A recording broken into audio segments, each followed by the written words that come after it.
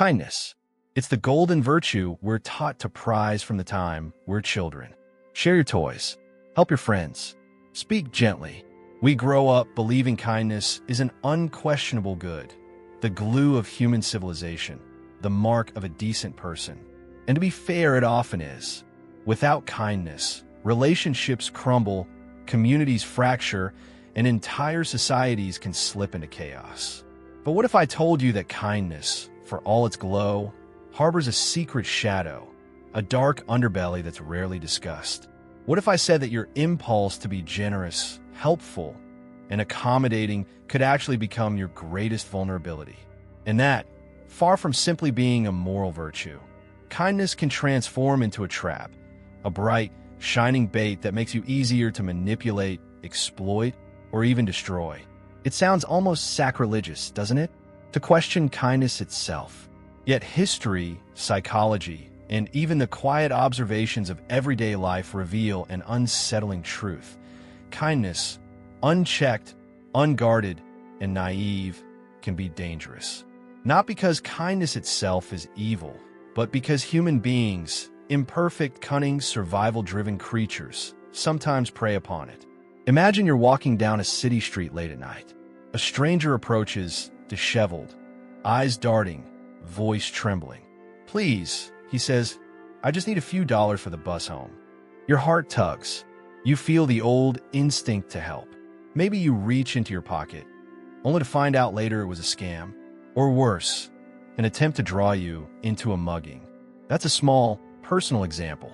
But the same pattern scales upward to workplaces, relationships, politics, and even global conflicts. At the core of this hidden danger lies one simple fact. Kindness assumes the best in others. It trusts. It gives people the benefit of the doubt. And under normal circumstances, that's a beautiful thing. It fosters cooperation, empathy, and the very fabric of human connection.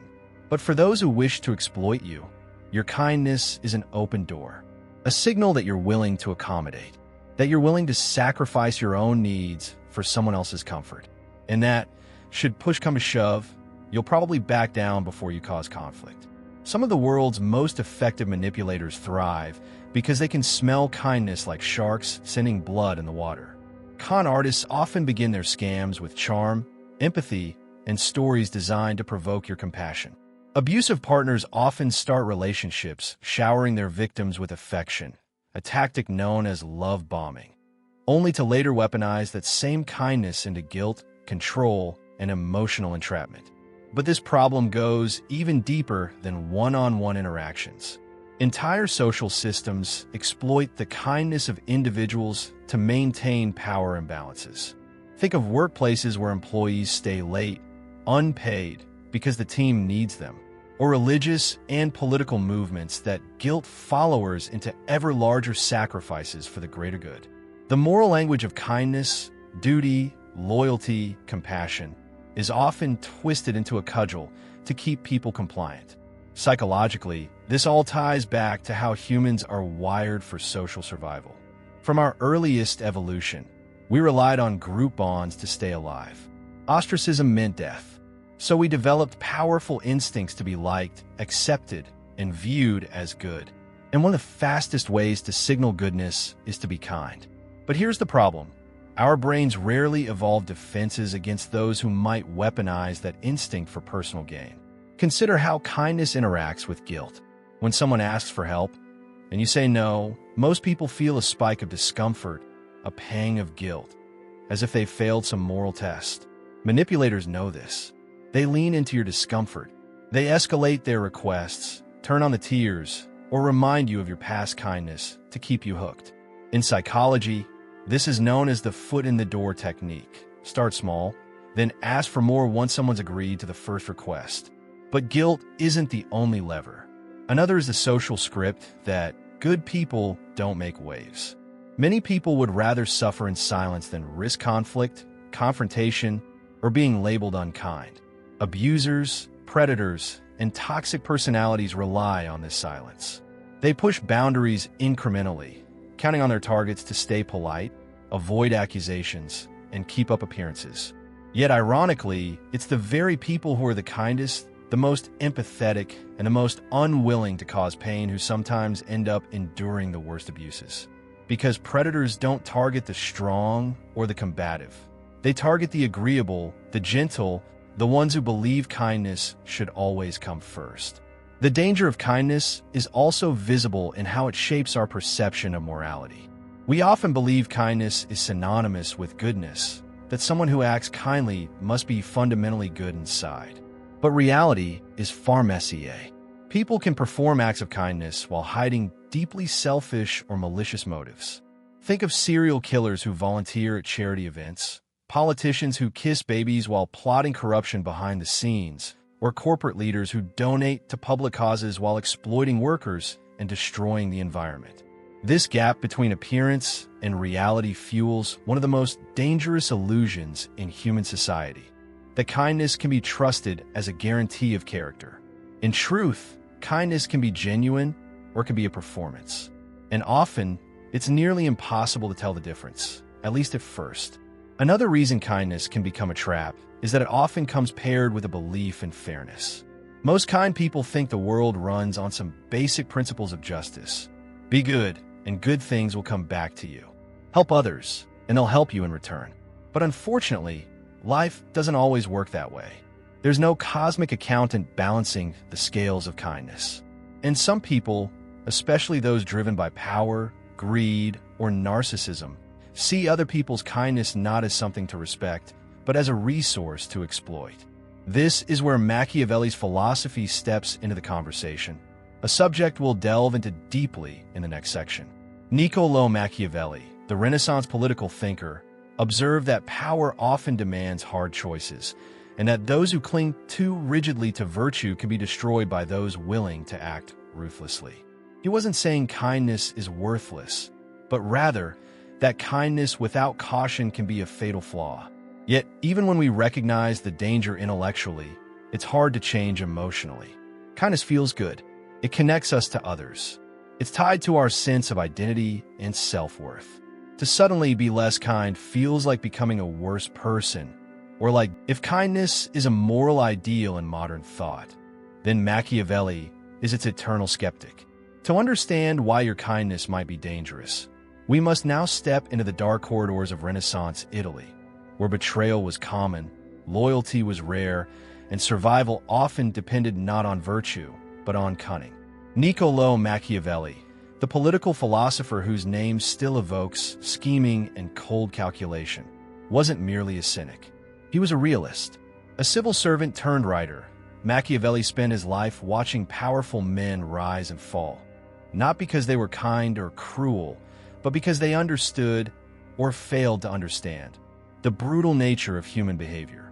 In his infamous book The Prince, Machiavelli drops the mask of idealism altogether.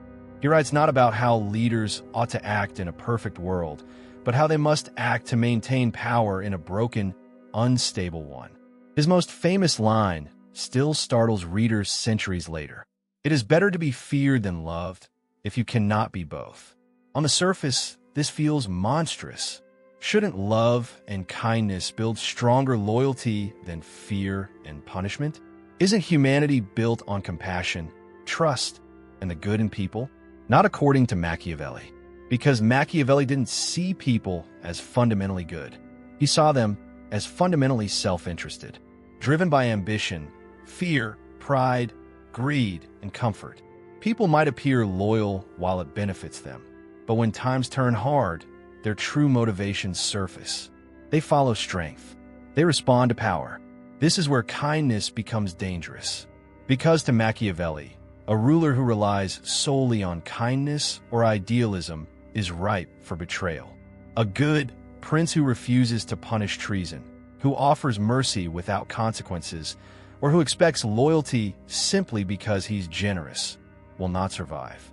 He'll be devoured by those who saw his kindness as weakness, as leverage, as permission to act without fear. And that isn't just Renaissance paranoia. Even today, in modern business, politics, or social dynamics, we find this chilling truth.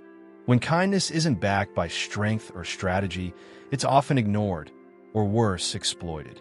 Machiavelli watched political figures extend kindness in moments when firmness was needed and pay the price in blood. He saw idealists thrown out of power while ruthless men carved empires. He didn't celebrate cruelty for its own sake, but he knew that sometimes being feared earns more stability than being loved. Let's look at one example from his writings. Cesare Borgia, one of the men Machiavelli admired. Borgia wasn't moral. He was brutal, cunning, and charismatic, but he was also effective. After gaining control over a violent, chaotic region, Borgia appointed a ruthless enforcer to restore order.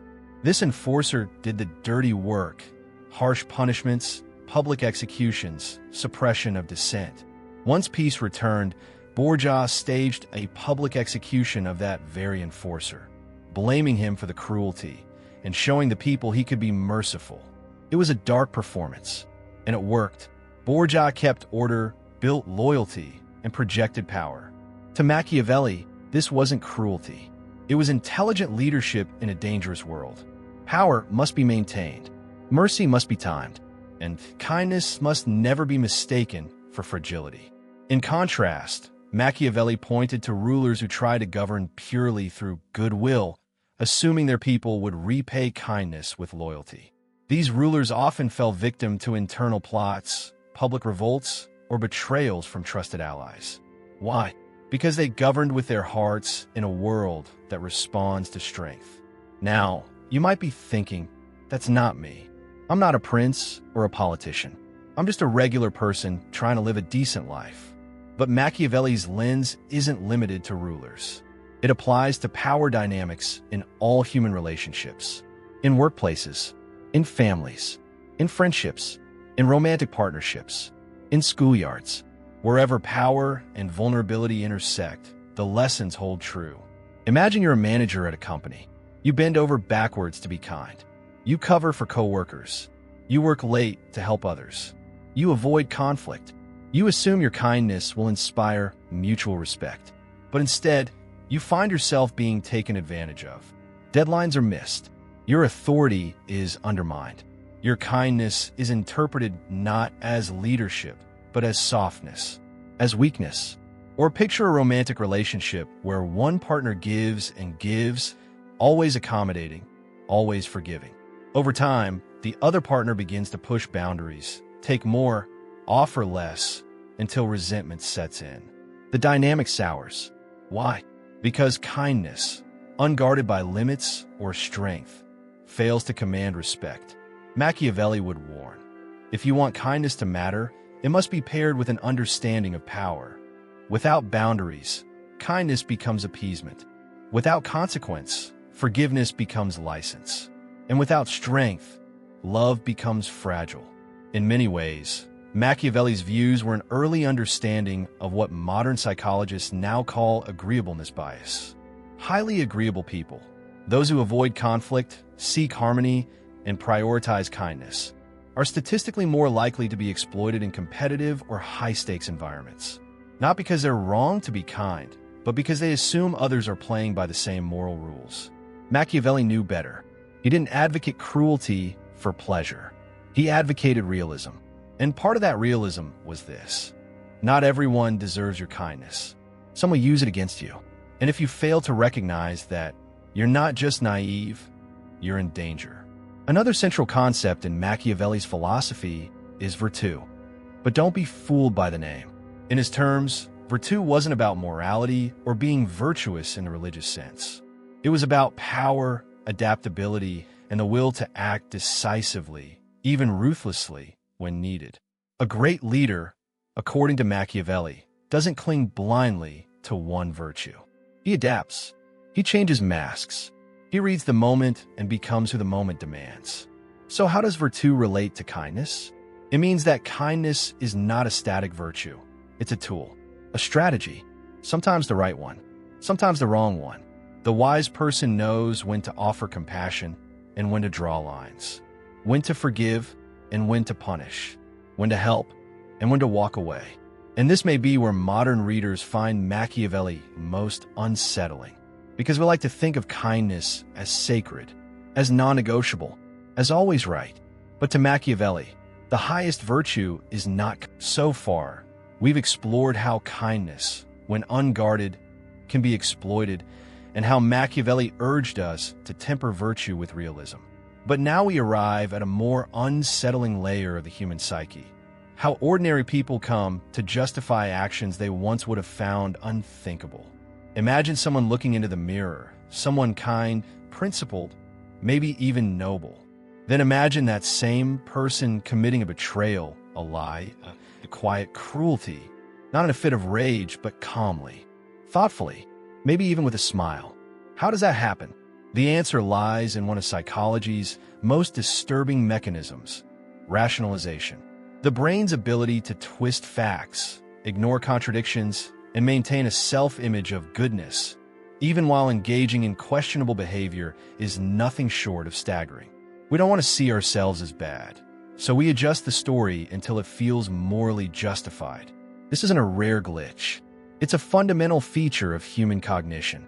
And under the right conditions, it's the engine that turns ordinary people into monsters with clean consciences. Take, for example, the concept of moral licensing. Researchers have found that when people do something good, donate to charity, recycle, help a friend, they often feel entitled to a reward. And sometimes that reward is bending the rules. I gave money to a homeless man, so I deserve to keep the change from the register. I worked hard all week, so I'm allowed to lie a little on my taxes. It's not always conscious.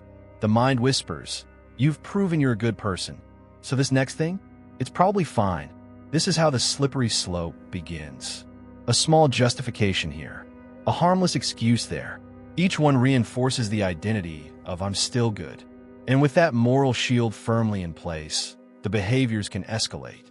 The human brain, for all its brilliance, is more invested in feeling right than being accurate. We construct elaborate internal narratives that protect our self-image. Psychologists call this cognitive dissonance, the tension that arises when our actions conflict with our values. And instead of changing our behavior, we often change the story.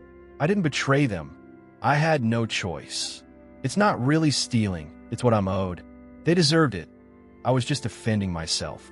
These stories are like armor. They let us sleep at night, even if the facts suggest otherwise. One of the most infamous psychological experiments of the 20th century illustrates this terrifying tendency with painful clarity. In the Milgram experiment, volunteers were asked to administer electric shocks to a stranger in another room. With each wrong answer, the voltage increased. The screams grew louder. Eventually, the voice behind the wall fell silent. And still, 2/3 of participants continued pressing the button, all the way to what they believed was a lethal dose. Why? Because an authority figure in a lab coat told them, "Please continue." They weren't sadists. They were ordinary people, but they believed they were part of something official, important, maybe even helpful. They told themselves, "It's not my responsibility. I'm just doing what I'm told." They wouldn't ask me to do this if it were really dangerous. And that's the scariest part. They believe their own excuses. Similarly, in the Stanford prison experiment, college students role-playing as guards in a fake prison became abusive and cruel in just a few days. The situation wasn't real, but the roles were. The guards began to see their behavior as part of their duty, justified, necessary, even noble. They weren't monsters. They were fulfilling their role. The ease with which people rationalize harm when it's framed as justified or righteous is staggering. And it's not just in experiments. Think of whistleblowers who are silenced because they're causing trouble for the team. Think of employees who watch their bosses exploit others and say nothing because that's just how the industry works. Think of soldiers in wartime who are ordered to carry out acts they later spend lifetimes trying to forget. In each case, there's a story that makes it all feel justified. I was protecting my people. I didn't have a choice. I'm still a good person. But the rationalizations don't stop at obedience. They flourish most in moral gray zones. Imagine a person who's kind, generous, and deeply committed to a social cause, say, environmental justice. But then that person lashes out at someone who disagrees with them. Not with facts, but with cruelty. Why? Because in their mind, The cause is so righteous that cruelty becomes acceptable. The mission justifies the method. This is one of the most dangerous shifts the human mind can undergo. The belief that being right gives you the right to do harm. And we've seen it play out across history. Religious inquisitions justified torture to save souls. Revolutionaries executed innocents for the greater good. Governments have bombed civilians, tortured dissidents, and silenced dissent, all while claiming moral high ground. The people behind these acts often didn't see themselves as villains. They saw themselves as heroes, protectors, righteous warriors, and the terrifying truth that same potential lives in every one of us. Because when we're convinced we're the good guy, we stop questioning our actions. Our moral compass gets outsourced to our identity. I'm a good person, therefore what I do must be good. And once that happens, all bets are off. Modern psychologists and neuroscientists have identified parts of the brain, like the ventromedial prefrontal cortex, that are involved in moral reasoning. But these regions don't work in isolation. They're influenced by emotion, memory, and especially by social identity. When we strongly identify with a group, be it political, religious, professional, or even a fandom, our brain begins to view outsiders as threats. And once someone becomes a threat to our tribe, it becomes far easier to justify cruelty. This tribal thinking is ancient. It's baked into our evolutionary past. When resources were scarce and loyalty meant survival, harshness toward outsiders wasn't just accepted, it was adaptive. But in today's interconnected world, those instincts can backfire. We see people demonize entire groups over ideology, religion, or race, and then rationalize real-world violence because those people are dangerous. It's a chilling paradox. So far, we've explored how kindness can be dangerous, how Machiavelli warns us to balance virtue with power, and how rationalization allows normal people to justify monstrous acts. But our story isn't complete yet, because monsters don't always act alone. Sometimes they hide behind masks. Other times, they emerge in crowds. And sometimes, the monster is the crowd itself. Let's start with the masks. Throughout history, and in countless psychological studies, one theme repeats like a drumbeat. When people feel anonymous, when they believe their true identity is hidden, they become capable of things they'd never do in the light. It's not merely a theory. It's a phenomenon known as de-individuation. Picture a person in a mask, a simple cloth over the face, a costume at a carnival, a user behind an anonymous screen name on the internet. Something strange happens inside the brain when identity is hidden. The normal restraints of shame, guilt, and personal morality begin to erode. The mask tells the subconscious, I'm safe. No one will know. The rules don't apply. That's why you see looting erupt in riots under the cover of darkness. Why internet trolls spew venom online they'd never dare speak aloud. Why soldiers wearing faceless uniforms sometimes commit atrocities. The mask removes accountability and unleashes the monster within. Psychologist Philip Zimbardo called this the psychology of evil. He found that good people, placed in environments where they felt anonymous and unaccountable, could quickly become agents of cruelty. Not because they were inherently bad, but because their individual identities dissolved into the mask. And it's not just physical masks. Power itself can be a mask. Titles, uniforms, badges, all symbols that say, I'm not acting as me. I'm acting as the role. And the role can be monstrous. But if anonymity releases individual monsters, collective identity releases collective monsters. Throughout history, crowds have transformed ordinary individuals into a single organism pulsing with primal emotion. In a crowd, fear spreads like wildfire. Anger multiplies. Individual responsibility evaporates. People act as one, and often they act as a monster. Gustave Le Bon, one of the first scholars of crowd psychology, warned that crowds descend to the level of their most primal instincts. Rational thought disappears. What remains are raw feelings: rage, fear, euphoria, hatred. And those emotions can spark monstrous acts in seconds. Think of the French Revolution, where crowds chanting about liberty executed thousands in public squares. Or the Salem witch trials, where panic and rumor led neighbors to condemn each other. Or the modern phenomenon of internet dogpiling, where a person makes a mistake and within hours, a digital mob calls for their career, and sometimes their life, to be destroyed. This is how mobs become monsters. Individually, each person might be kind, rational, even compassionate. But in the crowd, they surrender their individuality.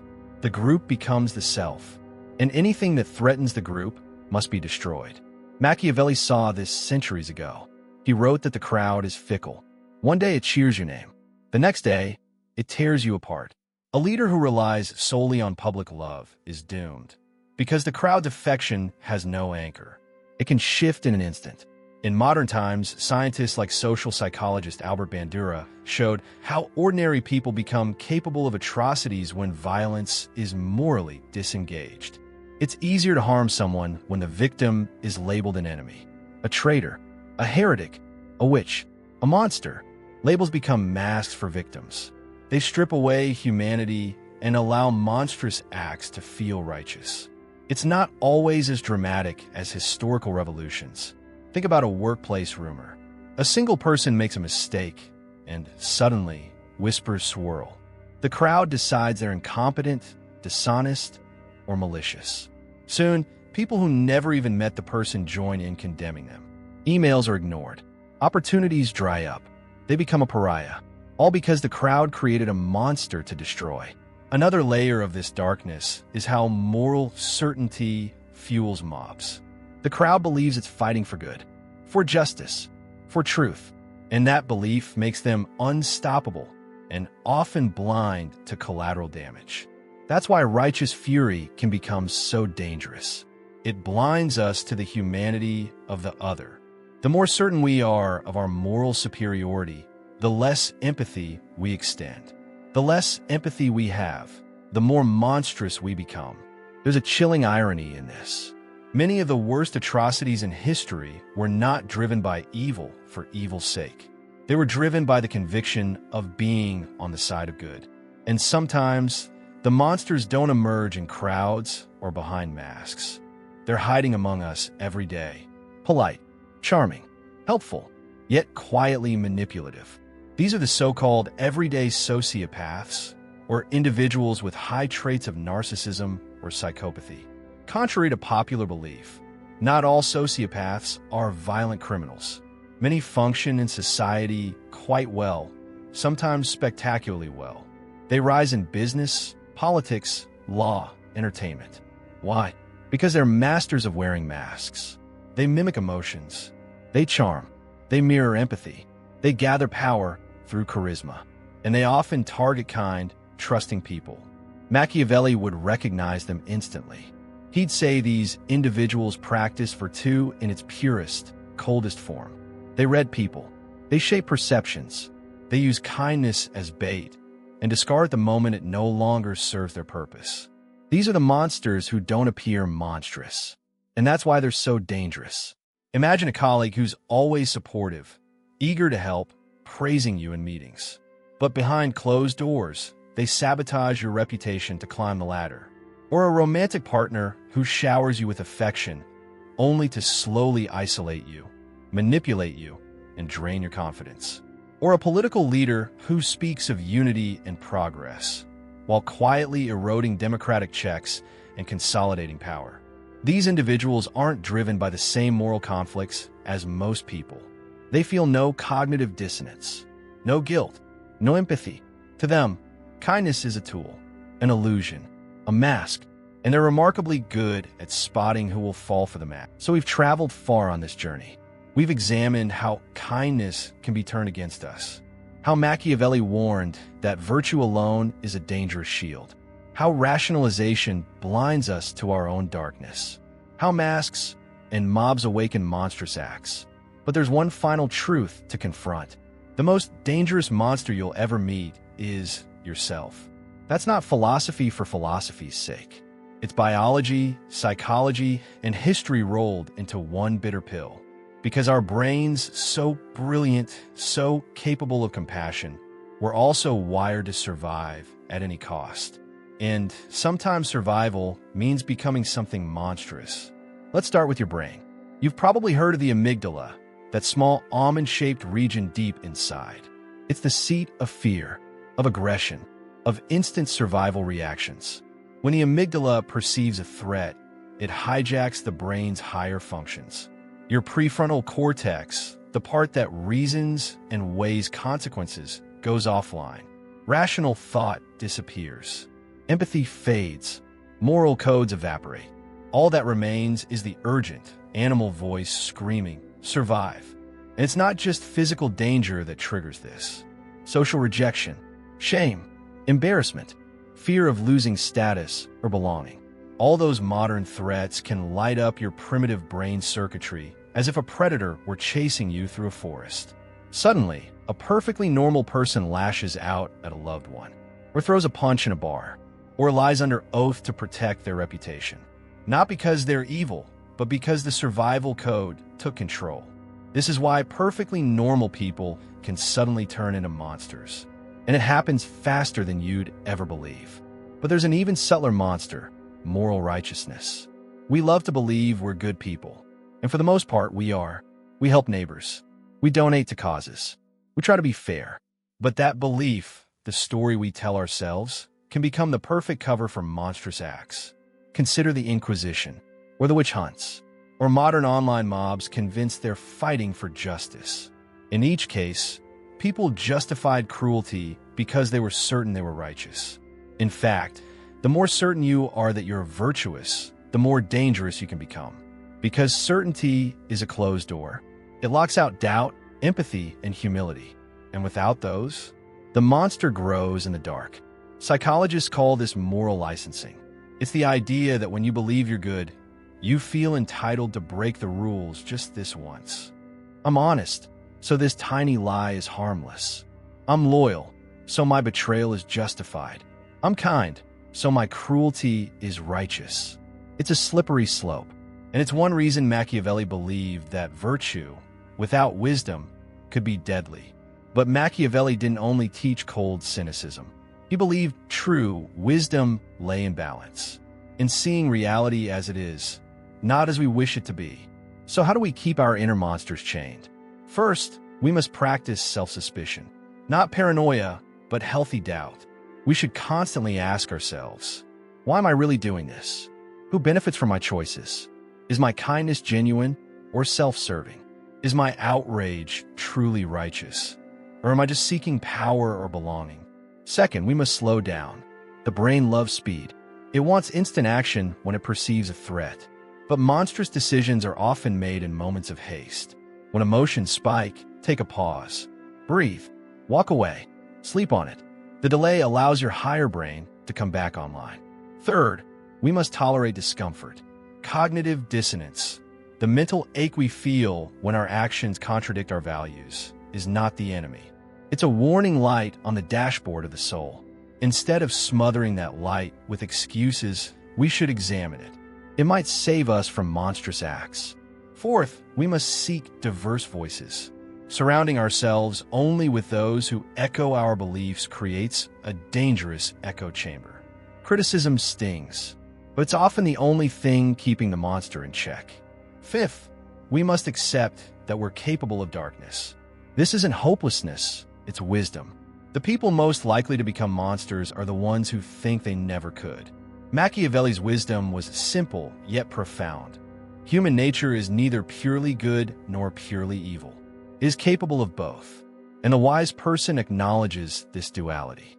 Throughout history, the greatest atrocities were not committed by cackling villains in dark towers.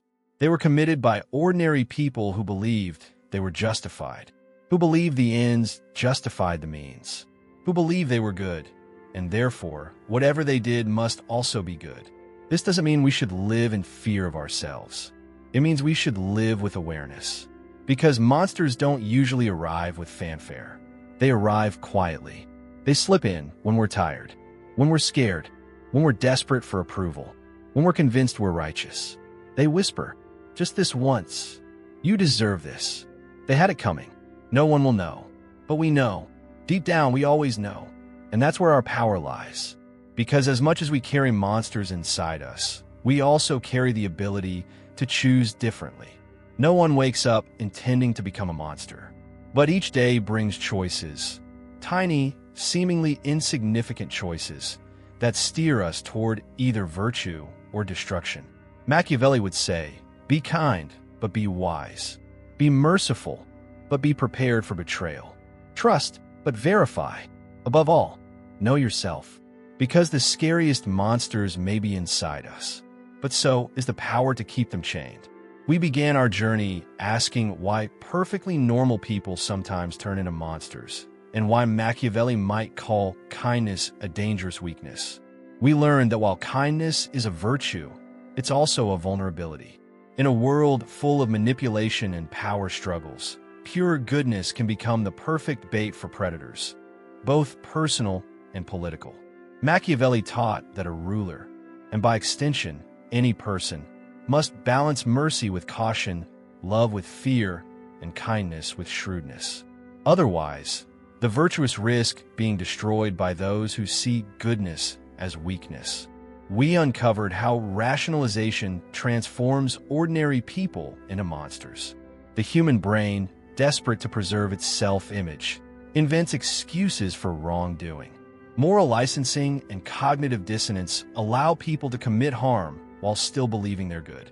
We explored how masks, literal and metaphorical, unleash darkness. Anonymity erases personal accountability, allowing people to act without shame. And in crowds, individual morality dissolves into a collective, primal force capable of extraordinary cruelty. But the ultimate monster lives within us. Our biology wires us for survival, sometimes at the cost of morality. Stress, fear, and tribal loyalty can trigger monstrous behavior. Even kindness itself can morph into self-righteous cruelty when we become convinced our virtue makes us infallible. Yet there's hope, because knowing we carry monsters inside us also means we have the power to keep them chained. By questioning our motives, pausing in moments of anger, accepting criticism, and staying humble, we can resist the dark impulses lurking in our own minds. Machiavelli didn't teach pure ruthlessness. He taught realism. His ultimate lesson was this: see the world as it is, not as you wish it to be. That wisdom applies as much today as it did in Renaissance Italy. Because while monsters may be closer than we think, hidden behind kind smiles, charming words, or even in the mirror, we are not doomed to become them. Humanity's capacity for cruelty is matched by our capacity for self-awareness, compassion, and change. So stay alert, stay humble, and remember, the monsters are real, but so is the power to choose who we become. That's it for today. I'll be doing similar videos in the future. Subscribe to see them.